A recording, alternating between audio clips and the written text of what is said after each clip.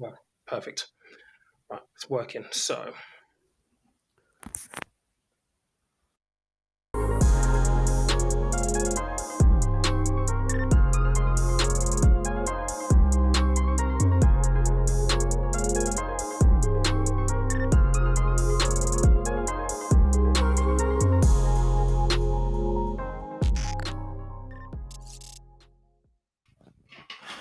all right, everybody. Good evening. Apologies for the delay there. I've had a little technical issue. The link that I set up earlier completely broke, so I had to set up a new one to get this going. So, thank you so much for everybody joining this Sunday evening, as usual. If you are a regular, thank you so much for always showing up. And if you are new, then thank you and welcome. Consider subscribing to the channel if you haven't already. And more importantly, if you haven't subscribed to my guest channel, you definitely need to go and subscribe to his channel as well.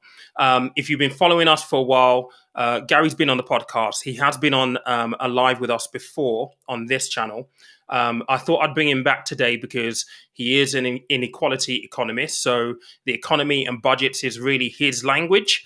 And I thought I'd bring him on to talk about the budget this week. What's good, what's bad, what's ugly, what his thoughts are generally, what we as individuals, as people, maybe need to take away from it and how it impacts us on a day-to-day basis. And maybe provide a little bit of a critique as well as to what some of this news has been. Because when you listen to the budget, oftentimes it feels as though it has language in it that people just don't understand. And that's the whole point of this channel, is to try and make things a little bit easier for people to understand. So I'm going to bring Gary in a moment. Gary, welcome, mate. And thank you again for joining us on a Sunday evening. That's all right. Good to be here. Good to see you again, Pete. Good man, good man. So first and foremost, I've listened to you quite a bit this week, actually. And I did mention this on IG. And I just have to ask you to kind of give the viewers a feel for this letter that went to Rishi Sunak. You and other people who have signed it are asking them to basically tax more millionaires, so on and so forth. Tell us a little bit more about that before we dive into the whole budget thing. All right. So, yeah, I'm a member of this group called Patriotic Millionaires UK. That's on my Tinder profile. No, I don't talk about it too much. But basically, look, the thing we want to start with is, and this is the number one message I want to get, is national insurance has been risen. Well, it's going to rise in March. It was announced about a month and a half ago. 1.25% directly out of your pay packet, but another 1.25% paid by your employer. So effectively 2.5% of your wage is being taxed, okay? Raising tax on ordinary people. But during COVID, and I've said this plenty of times to people who've heard me before, during COVID, billionaire wealth in this country has risen by 22%, okay? So they wanted to raise an extra £10 billion a year. And they've done it by raising your taxes. But if you look at just 3 individual families in this country, the Lakshmi, the Mittals, the Rubens, and the Blavatniks, they increased their wealth during COVID by £20.6 billion. Just 3 families. So they could have paid for that twice over. And if we look at the top 250 billionaires, they increased their wealth by £106 billion. So if you work that out, that means the top 250 billionaires, on average, increased their wealth by £400 million during COVID, during a massive economic crisis. And then at the end of it, the Chancellor, whose father-in-law is, by the way, a billionaire, has decided he's not going to raise tax on billionaires. Instead, he's going to raise taxes on ordinary people. So if you're earning 30 grand a year, you're going to pay, I think, £500 extra more. But if you're a billionaire, you'll pay nothing. Like, this is amazing what has happened, and not in a good way, right? Yeah. So I'm part of this group, and I'm involved with the organisers. They said, let's write a letter to Rishi Sunak saying, look, don't tax ordinary people.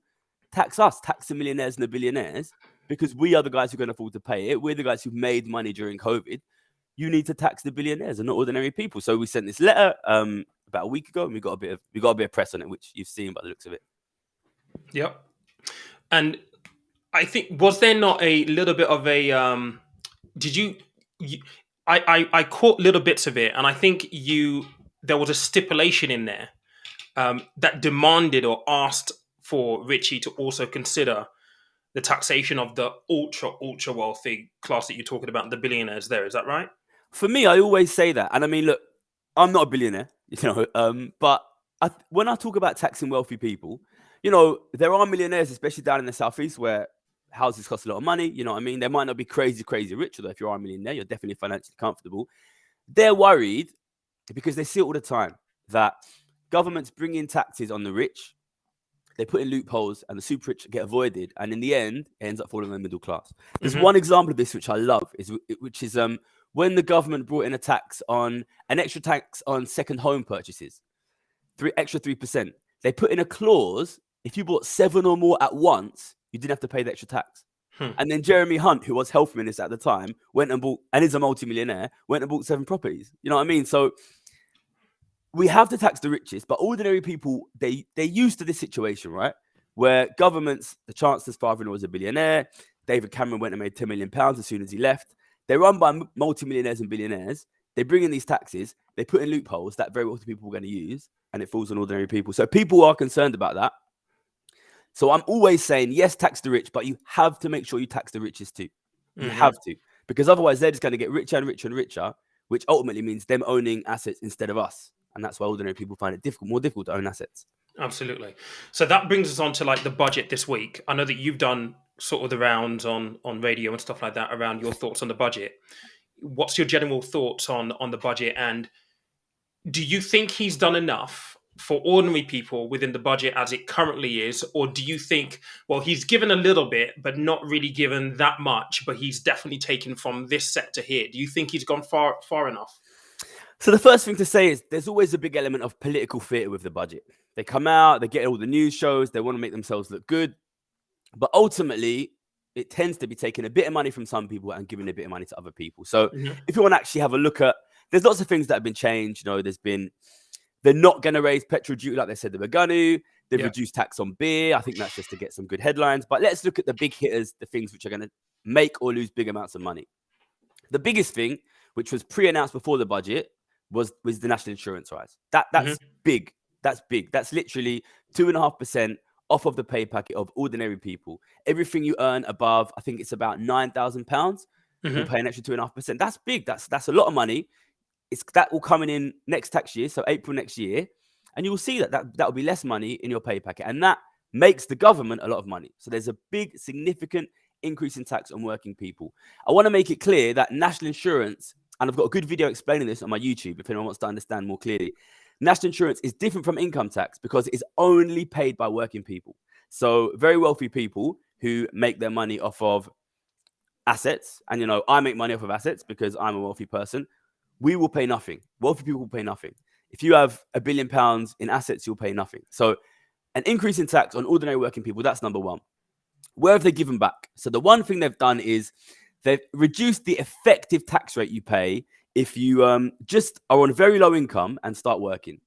So at the moment, if you're not working, you get universal credit. But as you start working, that gets taken away. What that means is because you're paying tax when you start working and also you're losing your benefit, the effective tax rate you pay is really, really high. I think it was 66%.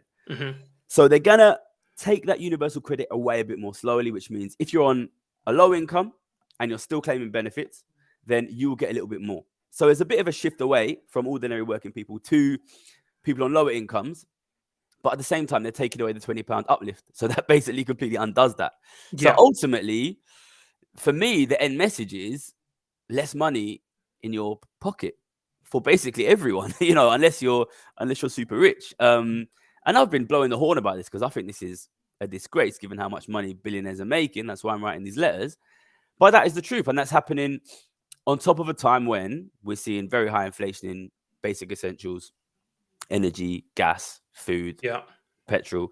So, you know, that's a pessimistic message, but it's a difficult time. And, you know, when we get a bit of time, I'd like to talk about that inflation and why it's happening, because I think the government is involved in that as well. But just taking the budget just for now, so raising tax on ordinary working people, there's a little bit given back to lower income people, but it's given with one hand, taken with the other, because on the other hand of that, if you're on a low income, you're getting taxed a little bit less.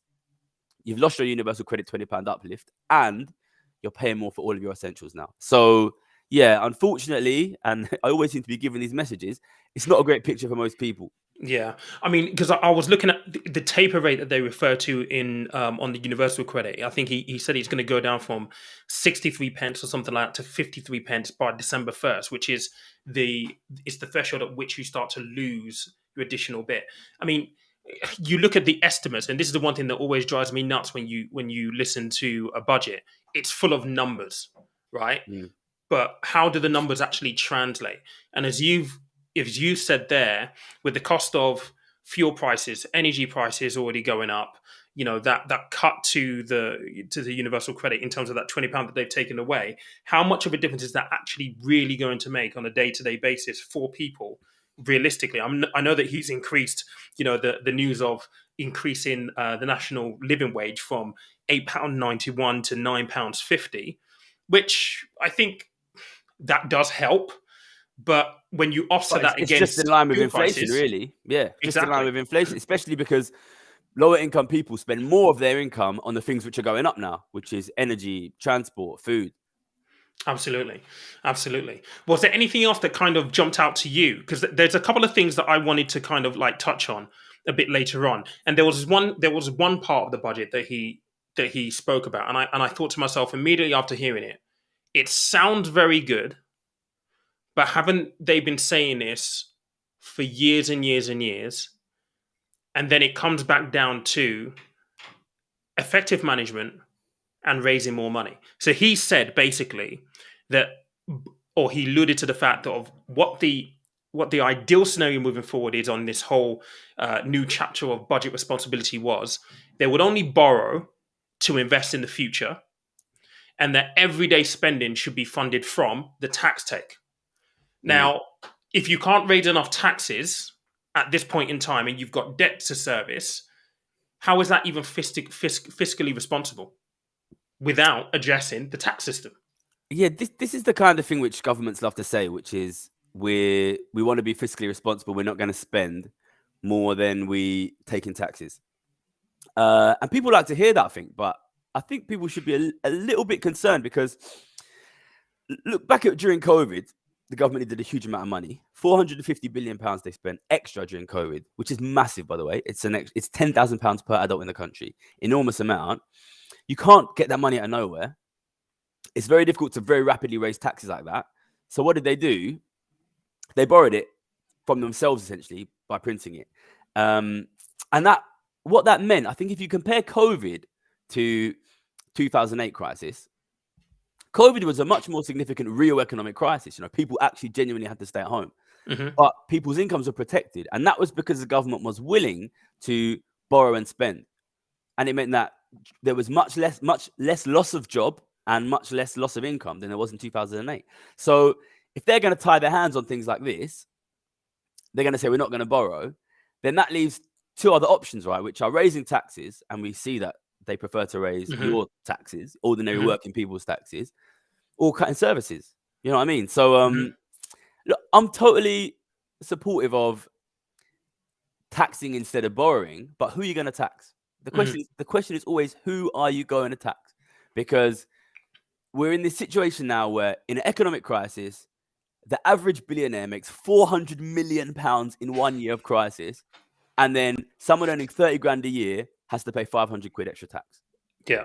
So I want to just say, we always talk about fiscally responsible government, don't tax too much. But is it fiscally responsible to allow these billionaires to accumulate £106 billion during a crisis? Is that fiscally responsible? So I know that there'll be people who will watch this stream after the fact that may not necessarily be here right now that will ask this one question. And I think I know the answer to it, but I'm going to ask you it anyway. And I think you had it either this week on the radio with someone and you answered it beautifully. Okay. But I do want to just ask this question for the benefit of everybody. There is this age-old argument of this whole trickle-down economics doesn't work. If you tax the wealthy, it doesn't work. They're just going to up sticks. They're going to leave. So what is your response to that, having been in the environment where you are an economist and you can see and you have made a lot of money predicting markets and the economic outcomes for the last good enough years? Why not tax? How would you tax them, I guess, is the better question, in an efficient way that means they contribute more, in opposed to going after the traditional means like earned income? So this question gets thrown at me all the time, which is, look, if you can't tax them, if you tax them, they'll leave. If they leave, the money's gone. There's nothing we can do. And I understand people saying this, but I think the reason people say this is because we have in our society, in our media, a kind of simplistic conception of what it means to be rich and what a wealthy person is, which is, we imagine this guy, he's a billionaire. We imagine he's just got like a massive, like swimming pool full of cash, loads and loads of cash, huge bags full of cash. If we tax him, it will leave, packs all the bags in the cash in suitcases and goes, and the cash is gone. But that is not actually what wealthy people are. Wealthy people, yeah, of course, they do have some cash, but the vast majority of the wealth is assets, okay? That's properties in this country, land in this country, debt. A lot of what they have is other people's debt. That, the debt that people out listening might have on their mortgage or on their car, that is owed to a wealthy person. That is part of that wealthy person's wealth. And also corporations which sell to customers in this country. So if they leave, the properties are still here. The land is still here. The people who are in debt are still here. And the customers for their companies are still here. So we can tax them on their assets. You don't need their physical presence to be here. You know what I mean? So I think we need to start looking at, who owns the things in our country? And, we've spoken about explaining to people more clearly what is wealth. I've got a video about it. We did a long podcast on it. These guys own our country, the assets in our country. If they leave, those assets are still here and we can tax them. So I think we need to start having a clearer understanding of what rich people are and understanding more clearly they own our country. They own our houses. They own our supermarkets. They own our land. They own our electricity providers. They own our natural resources. And, if they leave, those resources still exist and we can still tax them. I think you make a really good point there, because, I mean, especially if you look at London, it's probably a prime example for this. All the houses in Kensington, Chelsea, that may not necessarily be lived in, but they're owned by foreign nationals, for example. And you get into the nitty gritty of, supply versus demand, particularly in London and the property market. These properties are held, owned, not lived in in most cases. That's a property that's out of the circulation, which further then goes to increase the demand problem. Well, the supply problem versus the demand. So it's taking it back very much to the basics of, okay, what are the fundamental principles? I guess the big question will be for many people is, well, how do you actually go about taxing the assets? And I think that's probably where you start getting into the whole issue of, from a political point of view, from a governmental point of view, is there the will there to actually do that? And do they have the brass to actually do that as well, considering that they're essentially increasing taxes on themselves and all of their friends, I guess? Yeah, I mean, this is the big concern, right? Look, I know I keep banging on about it, but it's the truth. Our Chancellor's father-in-law is a billionaire. That's not a millionaire, a billionaire. That means he has wealth of over 1,000 million pounds, okay? That is an enormous amount of wealth, okay? That probably affects the Chancellor's personal opinions. No, that wealth will probably pass down to the Chancellor's kids. The Chancellor's kids will probably be billionaires. Does he want billionaires to pay higher taxes, knowing that his kids will probably be billionaires? And, it's not just the Chancellor. David Cameron, when he left office, he went to work for Greensill and he made £10 million. So now he's an extremely wealthy individual. Nick Clegg went and worked for Facebook. He's definitely a multi-millionaire now. You know what I mean? So the politicians, mostly the senior ones, are either already multimillionaires or, in Rishi Sunak's case, effectively billionaires when they're in office, or they become multimillionaires when they leave office. So it's kind of not in their interest to raise taxes on the very rich, because if they're not very rich now, will probably become very rich later. And, that's why I always try and talk to ordinary people and say, look, it's people like you, your communities, your families that are being hurt here and being taxed. And those politicians are not representing your interests. And if we want to protect our communities and our families, we need to enforce our political power on these people the way that we can, by voting, by complaining, you know what I mean? By talking in the media. This is it's down to us, because the politicians are not going to do it for us unless we make them do it. It's interesting. I remember I read a story. This is probably about a month or so, maybe a month and a half, maybe 2 months ago. And I was going to do a video on it and I completely forgot in the end. Something else came up. But it had to do with Prince Philip and the fact that the estate that he passed down is not on public record, that it's sealed. And there was a whole conversation on one of the forums that was like, well, why? I think the argument was it's being sealed because it's not in the public's interest to know what's been passed down. And in this world of inheritance tax, and inheritance tax is a form of taxation. I can't remember if it, I can't. There was something that stood out to me on that around the inheritance planning, the inheritance tax side of things. That essentially it was going to be passed down, whatever it was that he passed down. We don't know how big the estate was going to be, but whatever it was that he was going to pass down is essentially zero inheritance tax, like nothing. Yeah. But the general public won't get to see what's actually been passed down, and I think that's just a continuation of what you're trying to say there, really. Yeah, and I mean, people don't like inheritance tax, a lot of people, and I totally understand that. But the situation we're in right now is, if you come from an average family or poor family and you want to make your way up to like financial security, which is what your channel was all about, if you get yourself into a well-paid job, which is, you know, one of the best ways to do it, it's not easy, but one of the best ways to do it, you're going to be paying, once you add everything, income tax, national insurance, more than 50% tax, okay? Mm-hmm. And you can work your nuts off, and I know because I've done it, and you're going to pay, I was paying 50% income tax, so more than 60% total tax. And yet, look, you know, I'm out there saying I'm a millionaire, so I made that money and I paid my 50%, and I'm proud to have done it because it supports the country and the schools and the hospitals and the society that we live in.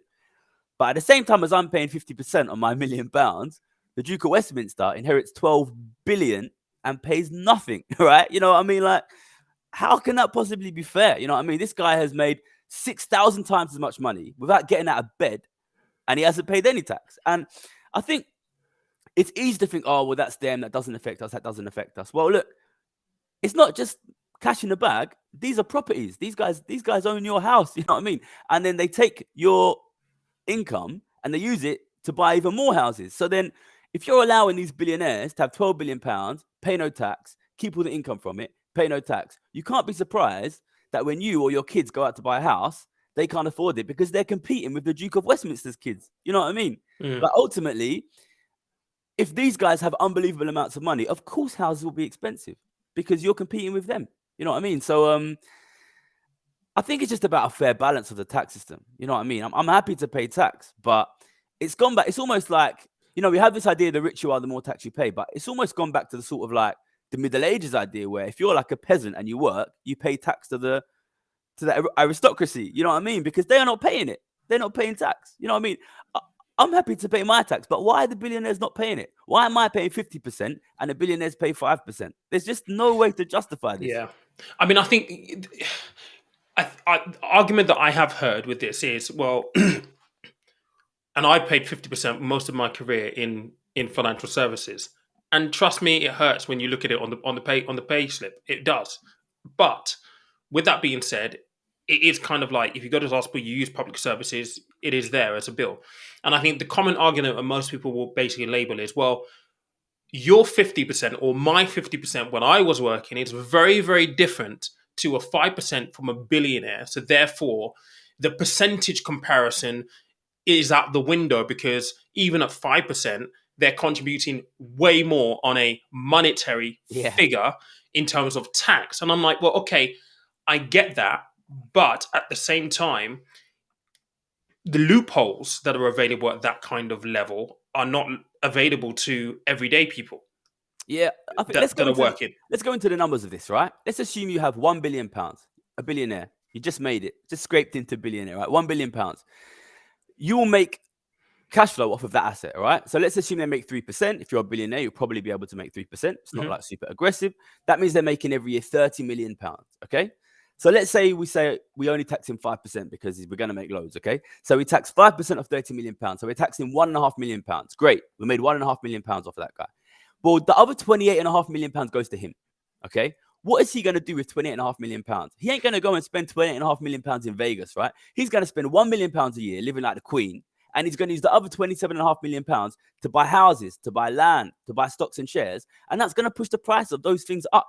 You know, like, it drives me mad, you know, we're sitting here talking about the housing crisis, build more houses, build more houses, build more houses. If that guy's out there making £27.5 million a year just for getting out of bed, It don't matter how many houses you build, he's the guy who's going to buy them. You know what I mean? Because, 27, that's the guy with £1 billion. You know what I mean? So if you don't tax these guys, then they generate so much cash flow from the rest of us, by the way. We are the guys who go to work, not them. You know what I mean? From us. And we are not going to be able, if you're out there earning 50 grand a year or even 100 grand a year, how are you going to compete with a guy who's making 27.5 million pounds a year? I think we need to open our eyes a little bit. Like, we've been so naive as to like what it does to the economy when you allow the rich to have so much money. It drives me mad. People don't connect expensive housing with unbelievably rich people. I mean, it should be clear, right? But obviously, but then again, it's this is the kind of stuff that isn't really taught or explained at the very fundamental levels when it comes to the underlying operational system in the education system. But even if you study economics, you're not going to talk about. You don't really talk about wealth and assets seriously at all. Exactly, and I think this is the kind of stuff that should be explained in very, very basic kindergarten methods to kids in schools. It's like Monopoly. It is Monopoly essentially. When you're playing the game Monopoly, why not bring that into the conversation in schools? For example, if you manage to get a house on Mayfair on Monopoly, you build some houses and some hotels in there. Anybody who passes through pays rent. And I liken life sometimes to Monopoly in the fact that a lot of us will go out, we'll earn a load of money, we'll do really, really well, but we never really acquire the assets during the time. So you just pass in a Monopoly board. Collecting, that's a big go collecting salary and not buying anything along the way. If you come from an ordinary background, like I do, like I know you do, you're thinking, if I can make like a 60 grand a year, 80 grand a year job, I'm sorted. And you're just thinking about day-to-day cash because it's a lot of money. But you don't realize there's all these assets out there, all of these properties, land, natural resources, corporations. Like, I like to tell people, walk down the high street. Look at all them buildings, all them shops, the pubs, the bars, the clubs, the restaurants, the shopping malls, right? The supermarket. Somebody owns all of them things, and it's not ordinary people. You know what I mean? And the very wealthy own those things. So I think I just want to sort of open people's eyes a little bit to say, look, it's not just cash in the bag. If these guys are super, super, super, super rich, then they make money from those assets coming from you who don't own those assets. Every time you go to the supermarket, some of the money goes to the owner of the supermarket. When you pay your rent, it don't disappear. When you pay a mortgage, it don't disappear. It goes to these wealthy people. And if they're generating all of those cash flows, it's going to push the prices of things like housing up. Absolutely. There were some other bits and pieces as well in the and again, this is when you look at the budget, it's numbers. Yeah. And it's like you look at it. Right, so unemployment numbers not as high as they said it was going to be, or they thought it was going to be. It was forecast at 12%. Actually, it's coming at 5.2%. Now they will laud that and say, "Oh, this is fantastic" and all that. But I question how much of that drop is because people have now been forced after COVID to start businesses, like to start their own little ventures themselves, in opposed to going into well-paying jobs in really well-paying sectors. That's always been an interesting one for me because it's great because it shows that obviously we're on a path to recovery, but on a tangible basis, day-to-day basis, how much of that is an actual gainful employment with decent wages? I think this is we focus on unemployment, and look, anyone who's been unemployed for a long period of time will know what a serious problem it can be.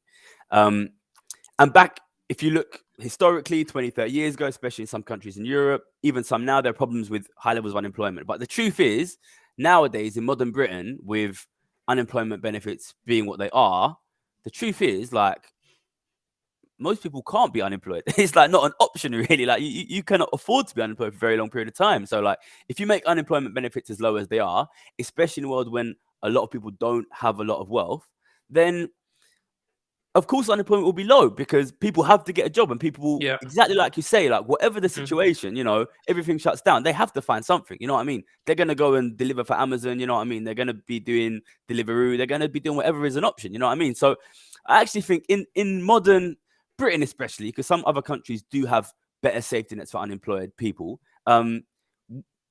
you can make the unemployment rate low just by making it not an option, not a feasible option. You basically say, look, if you're unemployed, we're giving you so little money that you're going to get a job, you know what I mean? And then what that means then is instead of unemployment, you get low wages. obviously, Yeah. because if you're forcing everyone to go out and like if you're making people desperate for a job, then of course wages will go down because the employers will know, well, there's all these desperate guys out there that need jobs. You know what I mean? And that is Absolutely. why it drives me mad. I remember in 2011 when I was working, we had a very similar situation to now, where unemployment was falling quite quickly, but costs were going up a lot and wages were flat. And everybody was saying, oh, the economic recovery is really strong, but we've got a cost of living crisis. Hmm. And I remember thinking, man, what is a strong economy to you guys if it can involve a cost of living crisis? Like, seriously. And we're going back into that situation now because, you know, listen, I studied economics at London School of Economics and Oxford, right? I know the kind of guys that study economics in them places. They're not being hurt by this, okay? They're sitting back, they're looking at the numbers, and they're like, well, unemployment is low, GDP growth is higher than we thought. It's a strong economy. Oh, but there's a cost of living crisis. You know what I mean? But Hmm. a cost of living crisis is a weak economy. You know what I mean? Like, that's what I want to tell these guys. But that's, you know, if you don't allow people to be unemployed, if you tell people unemployment, listen, there's guys out there. If you lose your job, you're going to be homeless. So you're going Yeah. to find a job. You know what I mean? Yeah. So Yeah.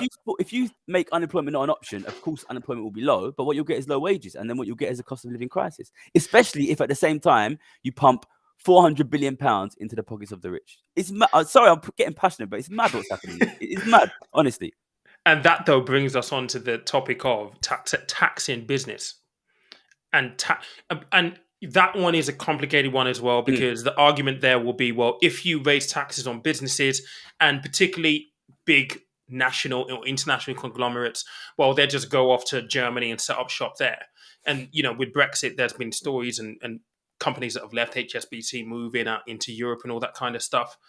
How do you but then you still look at the likes of Amazon, for example. Share price went through the roof. They did extremely well during COVID because of, well, the fact that everyone was at home and Amazon was the place to basically buy stuff. You think of it that way. How do you go about taxing businesses to ensure that actually, you know what, not only are they paying their fair share, but also, I mean, I think things like, you know, national living wage will go a long way to actually forcing the companies to actually pay a decent wage. But how do you get that extra out of them based on their turnover and their profits in the UK, for example, even though a lot of them will be banked offshore? So I think one thing we can do is we can start looking at taxing these companies not based on where their legal jurisdiction is, but on where their sales are. And like Hmm. it's part of the conversation. I think it's insane that we don't do that, to be honest. Hmm. You know what I mean? Why do we allow a massive company to be based in Ireland? Nothing against Ireland. I think that's where Amazon is based, but we know that 99% of their sales are outside of Ireland. You know what I mean? So why is the profit all booked in Ireland? You know, we shouldn't allow that. You know, we Hmm. shouldn't allow that. And then it's exactly what I said before, you know, like we have this idea like the company can just go, like Amazon's just gonna go to Bermuda. Right? Yeah. Amazon does not exist in Bermuda. Amazon makes its profits because it sells to people in the US, in the Hmm. UK, in the EU, in Japan, in Australia, in the rich world. You know what I mean? And these countries are all suffering similar problems with regards to not being able to get sufficient money to fund their public services, sufficient money from the richest people. So let's get together and say, look, if they go to Bermuda, then we'll say if you want a deal in our countries, pay tax in our countries. Like it's a myth. Like it is a myth that, you know, like that the Turks and Caicos Island is holding the world to ransom. You know what I mean? These companies do their business in the rich world. They make their profits from the rich world. We can tax them, and we can say if you want to do business here, you have to pay tax here. And you know, ultimately, I think it's because these companies have powerful lobbying firms. You know, like Nick Yeah. Clegg went from government to Facebook.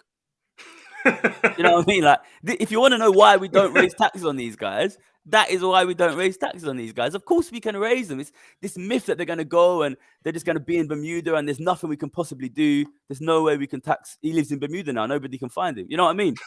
Yeah. These are the biggest corporations in the world doing business in our company. Their trucks are all over the country. We can tax them. It's a madness. Honestly, it's a madness. What more Yeah. can you say? We can And, tax that, them. and that's where it comes down to political willingness to be able to do this. And I look, when we talk about companies like Amazon, I'm kind of like torn, because it's kind of like, I understand. I mean, I use the service. I've bought so much stuff from Amazon in the We last all do. 2 years, We all mate. do. It's ridiculous. Pretty much everything here in this room is from Okay. Amazon in some way, shape, or form, right? And obviously, I talk a lot about investing on the channel.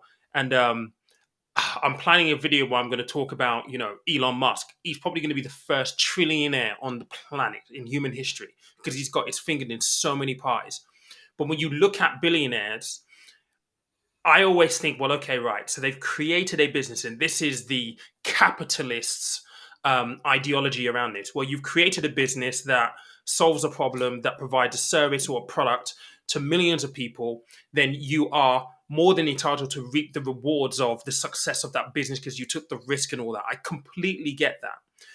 But also, it's the notion, and Jeff Bezos said this when he was asked about his net worth and why he should be allowed to be worth $126 billion. He goes, well, if you think about the value of my business, it's worth this much. I'm personally worth this much, which means that I've generated wealth for thousands of people to the tune of the difference of what I'm worth. And I'm like, okay, I get that. And because I talk about investing, I'm like, well, this is where taking part and buying Amazon shares and all of those kind of things are really important. But even with the conversation and the encouragement of like, you need to have a piece of Amazon, you need to have a piece of Facebook and all this kind of stuff, it still comes down to the fundamental principle that we're talking about here, which is taxation. Because at the end of the day, even if you hold, 10,000 shares in Facebook, you're still going to get taxed on it. And unfortunately, there's still going to be a disparity in the brackets of that social stratosphere, if that makes any sense. Yeah, I mean, look, I come into this as an economist, you know what I mean? Like, for me, the reason I came into this world is because my job after the 2008 crisis was to say, will the economy get better? And everybody thought it would. And they kept being wrong. And I come to the conclusion that if you don't do something about inequality, the economy won't get better. So for me, sometimes people ask me, like, is there a contradiction? You made a lot of money personally, and now I'm involved in investing. But at the same time, you want to reduce inequality by raising taxes on the rich. And I say, like, no, there's no contradiction at all. Like, you are allowed to want to have a good life for yourself and for your family and for your kids, and also want society to not be terrible. Like, you can, of course, want both of those things. And like, I'm fully supportive of people out there who come from poor backgrounds like I did, or come from ordinary backgrounds and want to make their way up. You know what I mean? But currently, we're living in a system where if you do that, you're paying 40, 50, 60% taxes. And then you need to buy a property, which, if you're down here in London, you're paying like 600 grand for a 2-bed flat. That's unbelievably difficult. Yeah. Just to get yourself on the level. And the thing is, that's even crazy. On £100,000 a year, that's unrealistic in London. Yeah, exactly. So then you end up in a situation where even if you do work hard and you are talented and you do get lucky and you do go to the right school and you do get the right degree and you do get the right job, you're still running uphill. And then there's other people out there who come from wealthy families that are just getting 300 grand deposit from their dad and paying nothing on it. Yeah. Like, it's just not right. There's no way to argue against this. Like, if people, listen, I fully believe people should be able to make money and people should even be able to get rich. I fully believe it. I've done it myself, and I want people to be able to do that.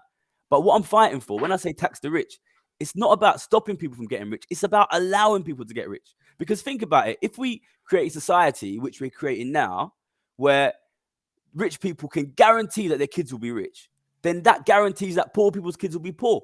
Because if all the assets go directly from rich dad to rich kid, then what's left for the poor kids? You know what I mean? That's the situation. You know what I mean? It's the stacking of the odds against the other classes. And I think it's really important because, look, I always say this all the time, and I think you're a prime example of this, that, especially when you don't come from a privileged background, you start off from the blocks that you're given. And maybe when you're much, much younger, you may be oblivious to it. You may become aware of it as you get older. But as you get older, you kind of start to open your eyes to your surroundings. You kind of focus in and start, what you want to do. And then you have to fight against the odds to get from your first job paying you pittance to, the levels that you actually get to. And it's unfortunate because the picture that you're painting here, and it is absolutely true, is that with the wealth being concentrated in a certain area or population, a certain segment of the population, that's how you get to the place where you're earning £100,000, which is 6 figures a year, and you can't afford a flat, a roof over your head. Yeah, It's absolutely it's crazy. bonkers. And don't It's and it's crazy. to get to £100,000 a year is not easy. Yeah, that's It's not I think the easy. average wage is something about 30 grand. You know what I mean? So 100 I grand mean, is a massive wage. exactly. And when you think about 100 grand a year, it's that number. I remember when I was in my 20s or so. I think my first job was something like I was getting paid like I got like 700 quid a month or something like that, and that was Mm. like back in '98. So 700 quid went a little bit further than it did today, right? And I Yeah, always said to myself, if I could get to like 50 grand a year, yeah, happy days. You know what I mean? 60 grand a year, happy days. And I yeah, think yeah, most people are actually quite comfortable and would be happy if they reached that level. But the way things are going with property prices and so on and so forth, yeah, yeah. if you are in London, you're not getting anything. You're not getting Yeah. on the property ladder for 60 grand a year in London. And I You're just want not. people to make that connection that the reason house prices are expensive is because rich people are unbelievably rich. I want people to make that connection. But then I also want people to be able to sort of hold one thing in either hand, which is on the one hand, look, I know the situation is stacked against me, but what can I do? You know what I mean? I don't want people to feel disempowered because look, it's true. I'm saying the situation is stacked against ordinary people, but there are things you can do, you know? Number one thing is, don't waste money, live within your means, you know what I mean? Don't spend money on frivolous things if you can avoid it. And I know that can be difficult for some people because, sometimes there's not that many pleasures in life. But look, Mhm. save up what you can, stack it up, look for sensible investments. And, I wish there were investments out there that were both secure and guaranteed good returns. But there's no way to guarantee good returns without taking risk. But, take sensible, diversified investments, build your assets up and try and work towards getting a property however you can, however works for you. Families need to get together, especially older generations. Sometimes who own properties, there's things you can do. You can release equity to help your kids get deposits because the truth is that's what the rich families are doing. So that's what you're going to have to do probably to compete with them. And these are not good, easy discussions to have, but I think that's what ordinary families need to do that. But at the same time, as you're doing what you can to support your family, you need to realize the odds are stacked against you. And you need to also be active in that fight. And I'm not saying you need to go out there and march in the streets with placards, but just talk to your friends, talk to your family and say, look, things are getting harder for people like us, people from our sort of background, people from our sort of community. Whilst the rich are getting richer, that's pushing property price up and making it difficult. Just let people know, I'm making videos. You can come look at my channel, Gary's Economics, understand them, spread them. I've got a website, wealtheconomics.org, if people prefer to read. Understand what's happening. Talk to your friends, talk to your family, talk to your workmates. Just explain to them, look, if we don't do something about the wealth of the super rich, then it's ordinary people like us and our kids that will be left behind. So I want people to just understand there's no disconnect. Do what you can and what you need to do for your family, but also understand the only way to really protect not just your wider community, but also your family and younger generations is to be active politically as well. And that doesn't mean you have to support a political party. It just means you need to be understanding what's happening, educating yourself and educating people around you. And, that's going to help you in your investment decisions as well, because you're going to understand more clearly the economy that we live in. And, I know it's not positive all the time, but I think in difficult times, it's important to try and develop an understanding as well as we can of what's going on. I think at the end of the day, it's all about awareness. It's having the awareness so that you know how the field is stacked against you, and hopefully that leads to you being able to devise a route around the obstacles. It's important as well for mental health because I see like I went to grammar school. I was expelled from grammar school actually, but there's some kids there from poorer backgrounds and some kids from richer backgrounds, and they see the kids from richer backgrounds like getting houses and all this and that, and they think like, how did they do that? Why wasn't I able to do that? And they don't realize that behind the scenes, these guys are getting big chunks of money from their parents, and these are people who are not the super rich by any means. You know what I mean? But it is actually hidden from view from ordinary people how unfair the system is behind the scenes. And then you can end up in a situation where you're doing your best, you're trying your hardest, and maybe you're making 40, 50 grand a year, which is a good salary. But in London, it can be difficult to support a family on that. And you're thinking, what am I doing wrong? And you can get depressed, but you don't realize, look, if you're out there making 40, 50 grand a year, or even if you're making 30, even if you're making 25 and you're making ends meet, you are doing well in a system stacked against you. So don't beat yourself up. So I think that understanding, I see it especially from young men who are judged and judge themselves in their financial situation. Yeah. They see it, they beat themselves up, but you should be proud of what you achieve if you come from a poor background, because the situation is stacked against you. So do your best, do what you can, and just, be proud of what you achieve. And this understanding of the unfairness of the system, I think, can actually can be good for the well-being of ordinary people. Yeah, mate, 100%, because this is where education is really, really important. And I hope that, anyone who watches this video at least takes that message. Even from a personal experience for me, like with my background, like I've lived out in Nigeria for 10 years where, look, we had no food for like 3-4 days, like no electric, no running water, no nothing. And there are certainly layers to this. I thought coming back to the UK, because I was born here in 79, and getting back over here in 98, I thought, right, okay, the world's my oyster. I've got opportunity here. I didn't really realize until much, much later on that actually I'm at the bottom of the pile, actually. And when you start talking about, getting on property ladders, it's like, well, I meet people and it's like they're driving a nice car. It's like, what do you do? Oh, my dad bought it for me. And it's like, then you start, and I think everybody who is from our background goes through that realization at some point when they start meeting other people from different socioeconomic groups, that hang on a second, you're not quite where that person is. And that's where for me, that can get you on that hamster wheel where you start buying the expensive watches, and you're buying the things that maybe it would be wiser to save up and buy a house because you're feeling insecure and you want to compare with them. Dude, exactly. If you understand, look, that guy started the race 50 yards ahead of me, then you can stop beating yourself up for being 20 yards behind. You know what I mean? Yeah, exactly. Because, dude, the first time I started making real money in Canary Wharf, what did I do? I went up buying watches and £1,000 suits and all this nonsense, right? You're not the first person to do that. Because I'm like, this is what my guys in the office are doing. So I've got to fit in somehow. I'm part of this crowd now. I've got to fit into this crowd, even though I didn't feel as though I belonged. Like I felt like I've got to make up for the inadequacies that I thought were telling on me, when it's like, actually, when you step back, and maybe, hindsight is a beautiful thing and experience is a beautiful thing. In hindsight and looking back, I'm like, actually, it doesn't really matter at all. But in the moment, it did matter. I was like, okay, I need to find a way to be able to fit in here. And I think that's really important, certainly when it comes to this kind of like the mental health side of things and just the general expectations that people place on themselves. Like you're saying, like if you've got to a job where you're doing 25 grand a year and you were at 15 grand a year 2 years ago, give yourself a pat on the back because you've done well, and that's the important thing, making progress. Yeah, man. Just understand that the system is not fair, and people start on very, very different levels, and some people are given massive, massive head start. So like, do what you can with what you have, you know what I mean? And, appreciate the things that you have around you, you know what I mean? Whether that's a good family or good friends, or, you know what I mean? Or like good hobbies, whatever, like appreciate the things that you have, and, use an understanding of what's happening to try and help make things better, and an understanding of the economy to try and make those slow progress. And slow progress is important because, we've spoken about this before. There's a lot of guys on the internet now that are selling get rich quick schemes. I'm really worried about them.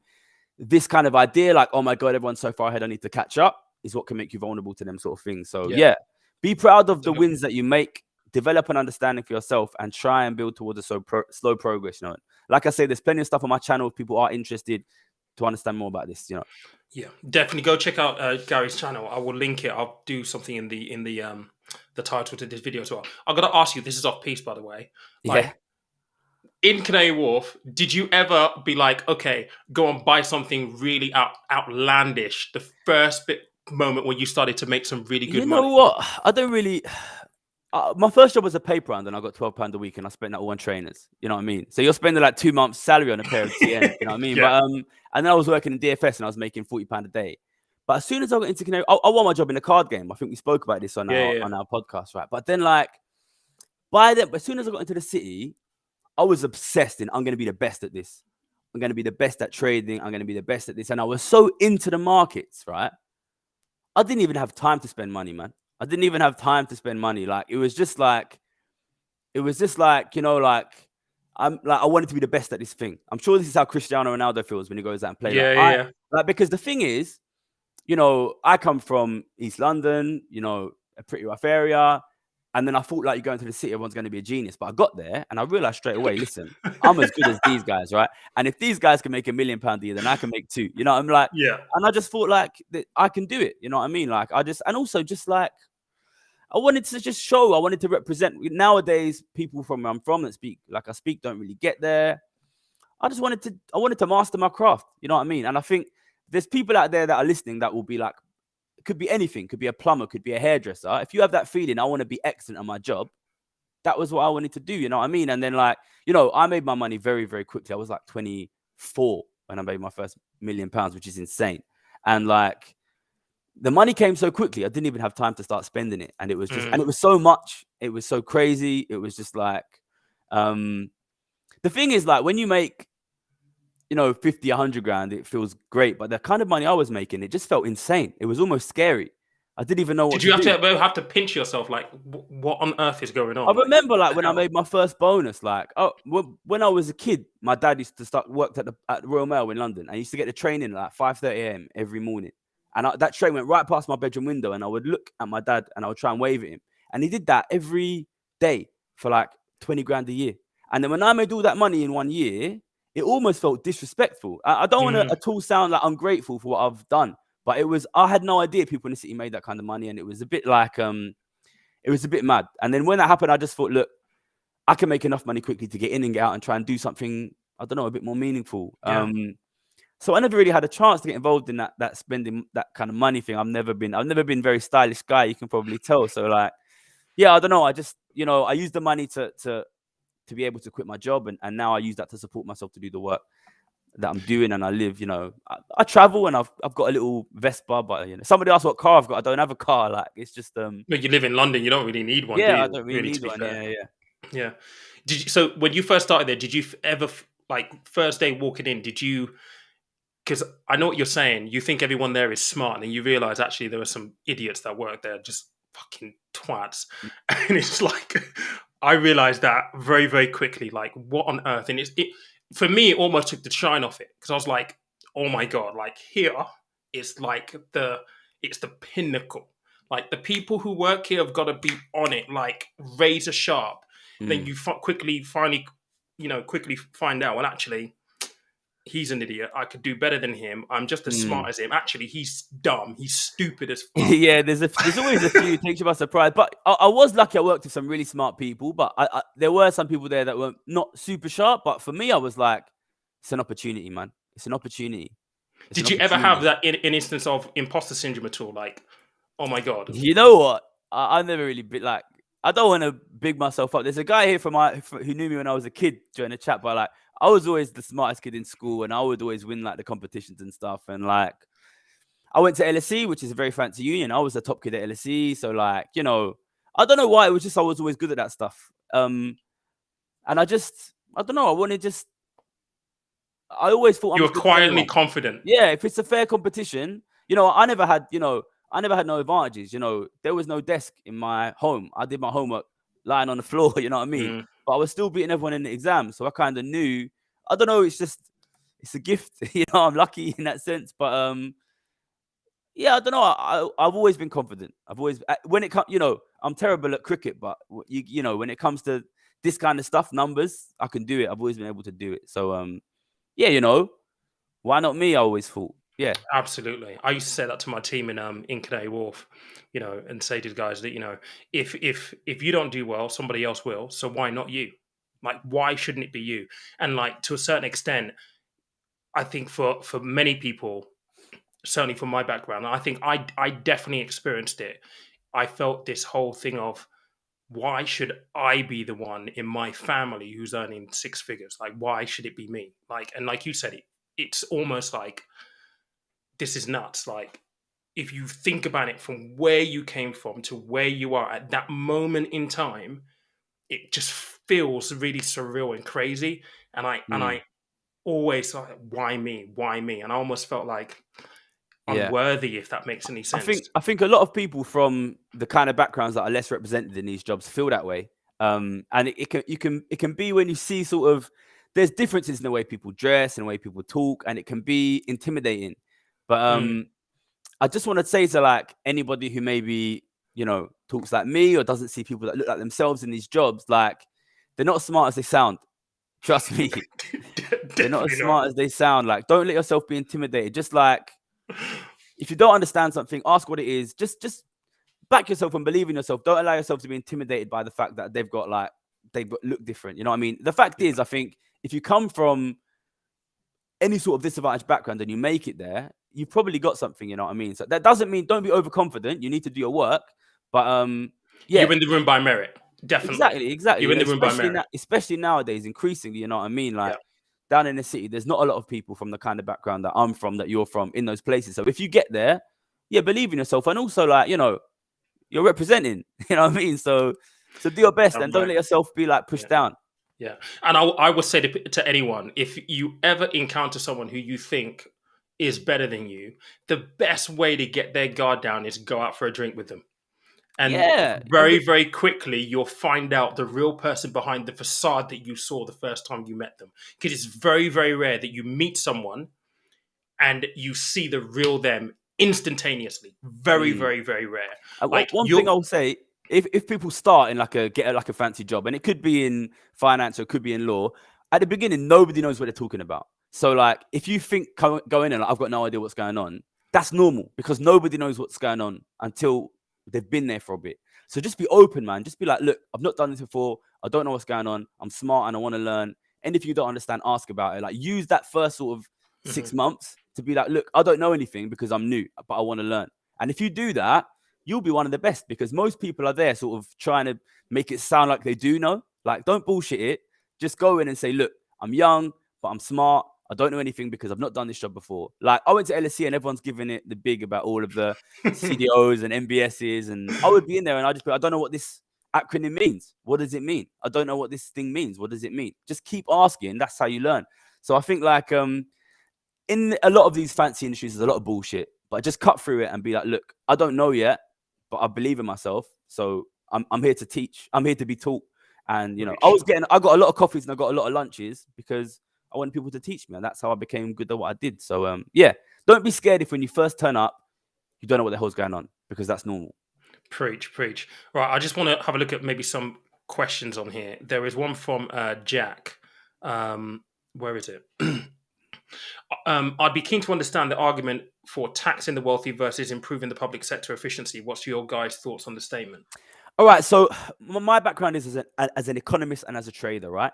So there's been this big question of, since 2008, why have we not had a powerful economic recovery? And it's basically accepted amongst economists now. That's because we don't have enough spending. So if you don't have enough spending, efficiency is great. Always, of course, efficiency is great. But if you don't have enough spending, then if you improve your efficiency and you just produce more, then it just means you can employ fewer people because you don't have the end customers. So we've had this, like, of course, efficiency is good. Efficiency depends what it means in different circumstances, but you want to be efficient. But ultimately, if you don't have the customers at the end, then wages will be low and there's not going to be a lot of high paid jobs. So we've had this problem now for 12, 13 years. I probably should do a video about this, about needing more demand, needing more spending. Like, to have a good economy, you need both good production, efficient production, but also customers. Anybody who's run a business will know this. You know what I mean? You can make everything perfectly. You ain't got no customers, your business is going to fail. And our economy as a whole, since 2008 at least, has been struggling for a lack of customers.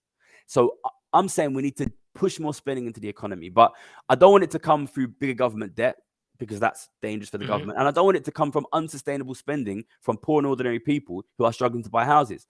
That spending there's only one place that is healthy from which that spending can come, and it's from the very rich, because they're stacking up more and more. We need more spending from those people. So of course there's a space for efficiency, but we have an underlying economic problem here of not enough spending, and we're not going to fix that in a healthy way unless we get more spending and taxing from the richest.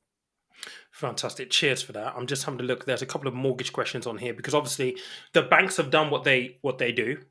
And prior to the MPC meeting on Thursday, the mortgage rates have gone off the back of the autumn budget. So there are a couple of mortgage questions in here. I'm just going to get to those really quickly. Someone was asking, they've got 8 months left on their fixed rate.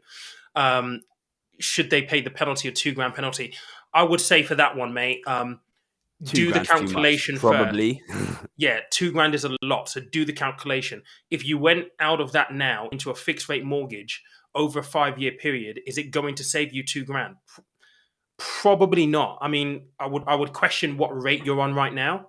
If you're on a flexible a tracker or a standard variable, you need to do the maths. But 2 grand is a lot as a penalty. I would say, You need unless to you're on find a out. very, very high rate right now, which you're probably not because you probably fixed before, it's probably not worth it. Yeah, 2 grand is a big Hmm. fee to pay, so It's a lot. probably not. But do your numbers. Yeah. I'll say about rates are rising. I was an interest rates trader, so the whole of my career, people would say to me, should I get a fixed or a floating? And I would say, look, get a floating because rates aren't going to go up. And they would say, oh, but I saw in the Financial Times rates are going to go up in 6 months. And I would say, call me in 6 months. And they would be Hmm. like, how did you know? And every 6 months, the Financial Times says rates going to go up in 6 months. Okay.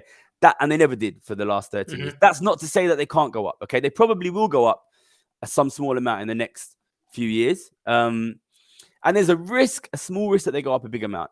In general, it's cheaper to take the shorter fixes or the floatings. You'll get a lower rate, but you just don't get the security. Hmm. I think it's a case of how much risk you're prepared to take. Mm. If the 5-year rate or the longer trackers are way higher, I generally point towards the lower rates of the shorter fixed rates. Yeah. But it all depends on whether you can afford to take that risk. For my part as an interest rates trader, I think interest rates are very unlikely to go very high.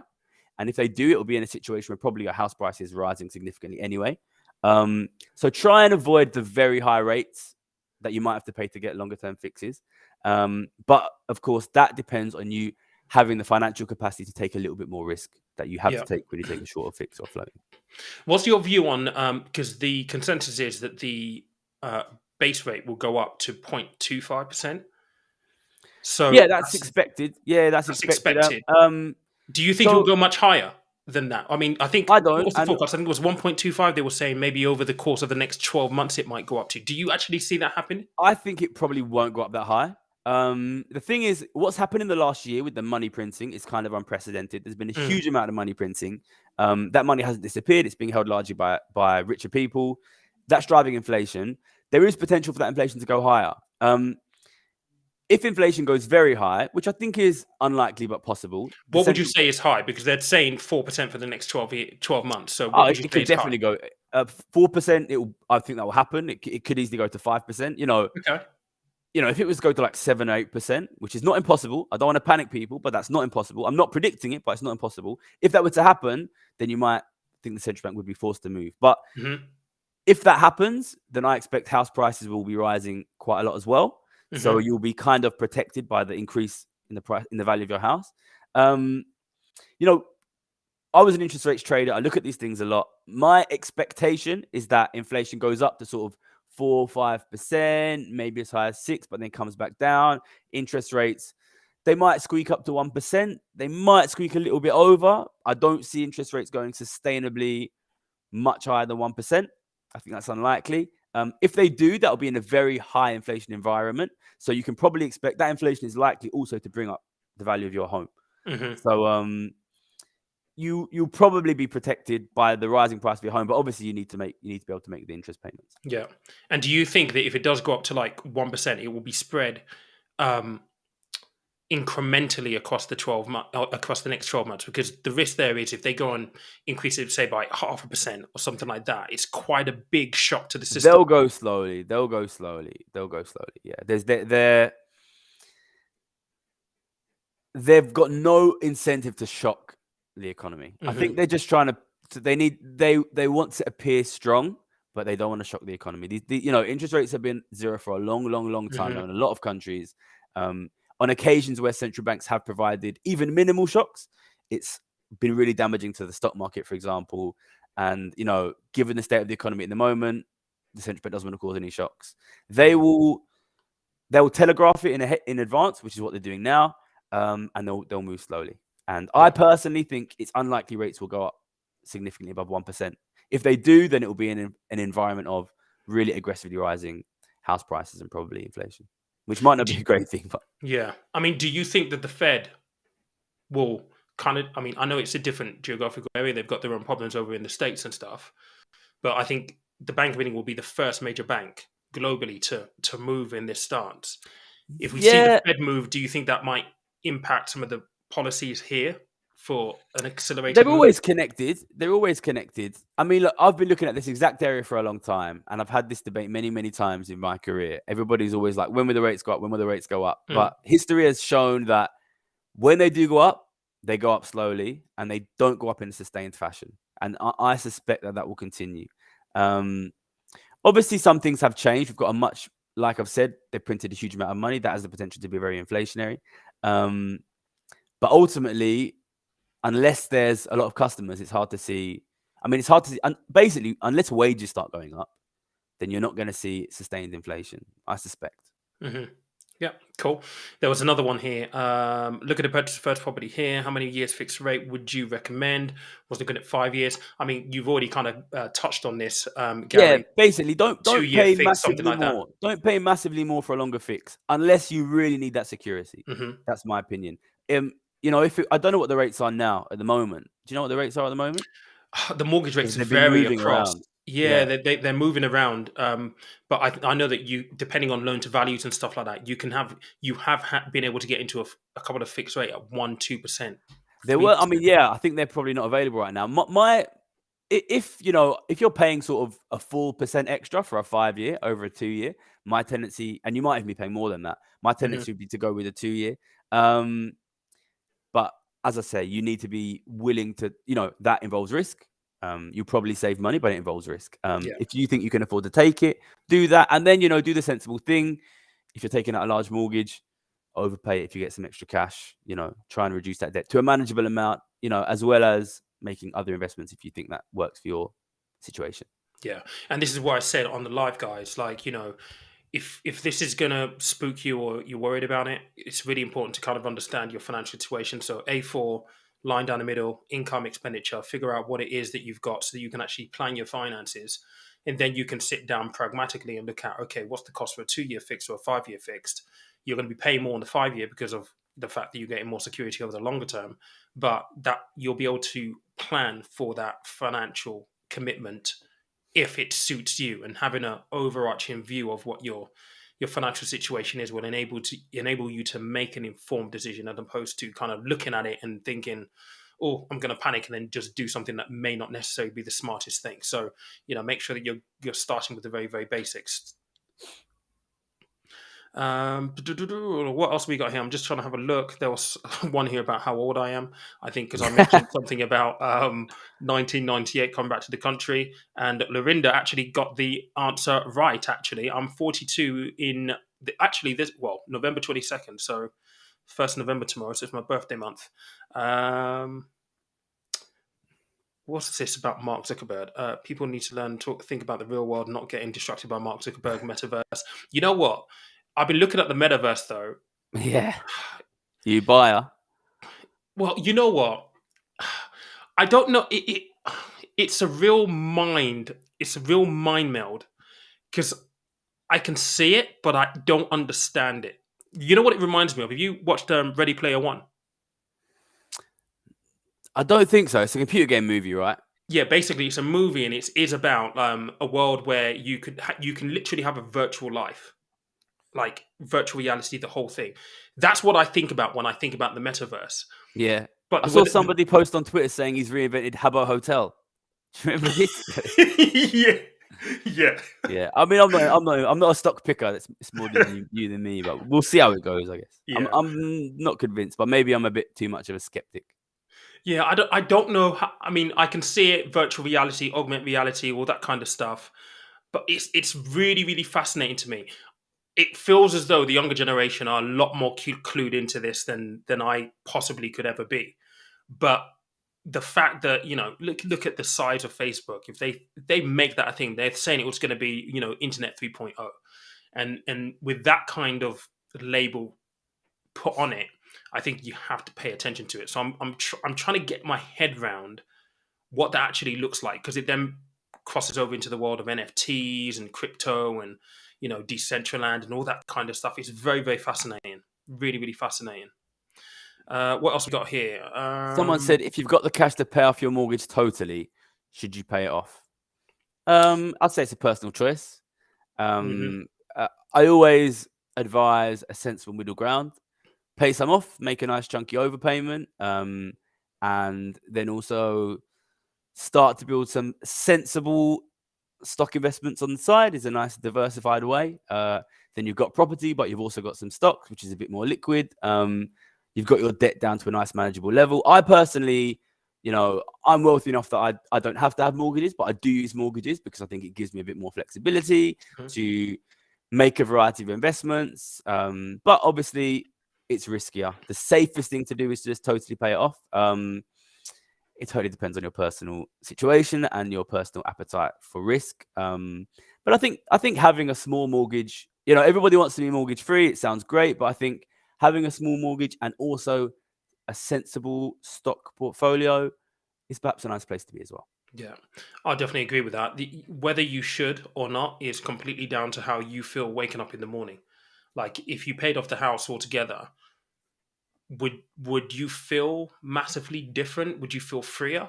If the answer to that is yes, then maybe you should. But if the answer to that is, well, actually, not really, then I in this conversation, I think about what the conversations I would have with a wealthy client, because wealthy people do use mortgages.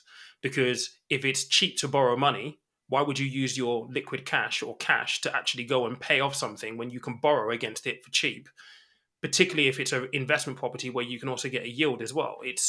There are so many facilities out there, but because this is your residential property, it's the question of, does it make you feel more safe, more secure from a mindset point of view if you did? If it's really, really important to you, then absolutely. But I think that you have to then, on the other coin, think about, okay, if you did have that much money about and you put it into the stock market, yes, you've got to take the risk and so on and so forth. But if you did it prudently, thinking about the compound effect that that could actually have over a 10 or 15-year period that you would have been using to pay off your mortgage anyway, you could amass more, arguably, in the stock market than if you did just using that cash to pay off the property, although the property will appreciate in value. So it's a personal choice, really, and it's all about what you feel. Just be careful, obviously. If you choose to invest in the stock market with that money that could go into your mortgage, just bear in mind, you're using borrowed money in a sense. So perhaps be a little bit less risk seeking in the stock market. Don't dump it all into Tesla. Don't dump it all into Bitcoin. Yeah. You know what I mean? Because if that's money you need to pay your mortgage off, I would recommend, if you want to put it in the stock market, put it in a basket. Don't put everything into one risky share or crypto, obviously. Yeah, don't go and start YOLOing into like any kind of like meme stock with borrowed money. It's always a bad anything idea. like that. Just don't. I've had a couple of questions before saying, should I take out a loan to invest in the market? And I'm just like, no, don't. Like, no, definitely don't do that. I agree with that advice. Cool. I think that's pretty much it, really, to be honest, mate. I appreciate you for being on here and spending this time with us on the Sunday evening. Really do. So, okay. You're writing a book at the minute. Where are you with the book at the minute? It's not going to be out for a while, but I want to write a book about my time as a trader and what I learned, and hopefully it'll be great. But I'd love to say go out and buy it, but it's a long way from done. But if people follow me, I'm on all channels: Twitter, Facebook, Instagram, YouTube. They're all Gary's Economics. When the book is ready, which will be a long time away, it will be pushed heavily on all my channels. So people that are interested, follow me, and you will definitely know when the book comes out. Go follow, and I'm sure someone asked you this on I listened to one of your interviews on the radio, and the last question was, when's the career in politics kicking off? Yeah. People ask me that. Yeah, sometimes I wonder whether I could have more influence in that space. I mean, the problem is, I see a lot of people are skeptical of politicians. Once you go on, if I was to join the Labour Party, I have to say the Labour Party line, and it's just like I want to say what I believe and what the truth is. But look, at the moment, I think I'm trying to build a presence in the media. If at some point I think I could have more of an impact in politics, I might choose that. But I just don't want to. I don't want to have to say what I'm told to say right now. Like, nobody's paying me to say what I say, so people out there know they can believe me. I've got no financial incentive to say the things that I say. So, but yeah, look, I'm open to it, but it's not something I'm thinking about at the moment. Maybe your own political party and a whole, kind of disruptive approach to the entire thing. Because I Maybe think, one day. one of the big things is obviously you're relatable. Everybody kind of, they can understand the way you're speaking, and you speak a lot of sense as well. So who knows? It might come along a bit later on, mate. Yeah, I'll need to build my presence up a bit more, so people go and follow my Go and socials. follow. Maybe that'll Definitely work. go Yeah. and follow for sure. All right, mate. Cool. I appreciate it. Thank you so much. If you are joining us and you have stuck all the way through this, I appreciate you too. If you're watching on a replay, appreciate you even more. If you haven't subscribed to the channel, subscribe. And yeah, look, go and follow Gary across uh, Twitter, Instagram, and YouTube as well. That will help massively. But yeah, I'll be back with another live probably on Wednesday midweek. Actually, I've got a few meetings in London this week. Um, I'm in London for 3. I've got to travel back and forth from London. I'm staying one night, then I've got to come back again for another meeting on Friday. So lives might be a bit sparse, but I have been trialing, and if you guys follow the channel, I've been trialing different upload times. To kind of see what can work around my schedule in the new year. So videos this week will be there. There'll be some lives as well, but just keep an eye out. I will signpost them. I do have Andy Webb, who is from Be Clever With Your Cash, on the show on the 10th of November. He's going to be giving some money tips around maybe some of the key offers that you might be able to take advantage of in the run up to Christmas, and some other good money saving tips and all this kind of stuff. He did a great piece on Sky Glass and whether someone should actually go get it or not. I've decided not to go get it because it's not worth it. So yeah, he's going to be on November the 10th. But I appreciate you. Have a good evening, whatever it is you do. And Gary, thanks again, mate. Thanks, Pete. Thanks, everyone. Cheers, guys. Catch you later on.